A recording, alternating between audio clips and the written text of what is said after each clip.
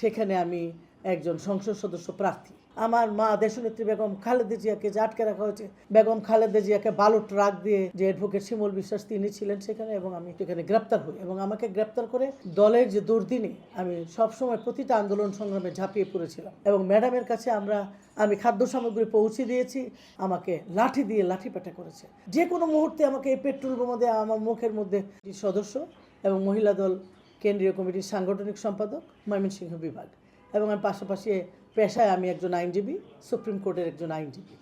আমি জাতীয় সংসদে যে সংরক্ষিত নারী আসনে যে এমপি নেওয়া হবে, মনোনয়ন দেওয়া হবে, নির্বাচিত হবে, সেখানে আমি একজন সংসদ সদস্য প্রার্থী। মনে করি আমি সেখানে মনোনয়ন পাবো এই জন্য যে আমি দলের যে দুর্দিনে আমি সবসময় প্রতিটা আন্দোলন সংগ্রামে ঝাঁপিয়ে পড়েছিলাম। আপনারা দেখবেন ওই যে march for democracy Begum Khaleda Zia ডেকেছিলেন, মার্চ ফর ডেমোক্রেসি, আমি সেখানে সেই ঘুম থেকে উঠেই সে মার্চ ফর ডেমোক্রেসির প্রোগ্রামে অ্যাটেন্ড করার জন্য চলে যাই। আমাদেরকে বলা হলো প্রেস ক্লাবে সেখানে, এবং আমার সঙ্গে ছিলেন আরও অনেক নেতা নেত্রী।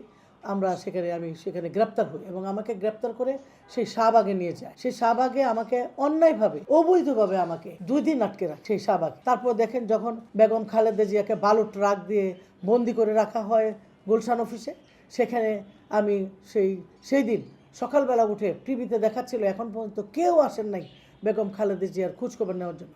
আমি দৌড়ে চলে যাই। আমি মনে করি যে আমার নেত্রী যদি জেলখানায় থাকেন, আমার নেত্রী যদি বন্দি থাকেন, আমার নেত্রী যদি কষ্টে থাকেন, আমাদের জীবনটা তো আসলে এই রাজনীতির মধ্যেই গড়া, এবং দেশনেত্রী বেগম খালেদা জিয়া তার জন্য আশেপাশেই আমাদের সারাক্ষণ চলাফেরা, ঘোরাফেরা, এবং তিনি বন্দি মানে আমাদের জীবনও তো সেই বন্দি। তার জন্য আমি চলে যাই এবং সেখানে আমাকে গুলশান অফিসের সামনে আমি যখন ঢুকতে যাই তখন সেদিকে ছাত্রলীগ, যুবলীগ, র্যাব সবার হাতে পেট্রোল বোমা। যে কোনো মুহূর্তে আমাকে এই পেট্রোল বোমা দিয়ে আমার মুখের মধ্যে দিয়ে ঝলসে দিতে পারতো। মহান আল্লাহ তাআলা সেদিন আমাকে বাঁচিয়ে এনেছেন। আমাকে বাঁচিয়েছেন ঠিকই, কিন্তু সেখানে আমাকে আটকে ফেলেছিল পুলিশ। আমার উপরে সেই ব্যানর দিয়ে, আপনারা দেখেছেন প্রিন্ট মিডিয়া এবং ইলেকট্রনিক মিডিয়াতে, যে আমাকে কিভাবে পুলিশ মাটিতে ফেলে সেই রাইফেল দিয়ে গুতিয়েছে এবং আমাকে লাঠি দিয়ে লাঠিপেটা করেছে। তারপর সেখান থেকে আমাকে অ্যারেস্ট করে নিয়ে চলে যায় গুলশান থানায়। গুলশান থানায় সে কি বিভৎস অবস্থা, এদিকে পুরুষ এদিকে নারী। এই পুরুষরা ওইখানে তাদের সেই জায়গায় ন্যাচারাল কাজগুলি করছেন, সেখানে তারা প্রস্রাব করছেন, পায়খানা করছেন। সেই প্রস্রাব পায়খানার দুর্গন্ধ, শ্বাসরুদ্ধকর পরিস্থিতি। সেখানে আমার মনে হচ্ছিল আমি মারা যাচ্ছি গ্যাসে, দুর্গন্ধে। সেখানে আমাদেরকে প্রকৃতপক্ষে আটকে রাখা হয়েছিল এই জন্যই যে সেখানে যদি আমরা নিজেরাই মরে যাই, কিন্তু সেখান থেকেও আল্লাহ তাআলা আমাকে বাঁচিয়ে এনেছেন। তারপর দেখেন 31 জানুয়ারি দেশনেত্রী বেগম খালেদা জিয়ার গুলশান কার্যালয়ের সেই বিদ্যুৎ লাইন কেটে দিয়েছে। সেই বিদ্যুৎ লাইন কেটে দিলে দেশনেত্রী বেগম খালেদা জিয়া অন্ধকারের মধ্যে থাকবেন সেই চিন্তা করে আমি মোমবাতি, হ্যারিকেন এবং খাদ্য সামগ্রী নিয়ে দৌড়ে চলে যাই সেই গুলশান অফিসের দিকে। গিয়ে আমি ভিতরে চলে যাই এবং ম্যাডামের কাছে আমি খাদ্য সামগ্রী পৌঁছে দিয়েছি।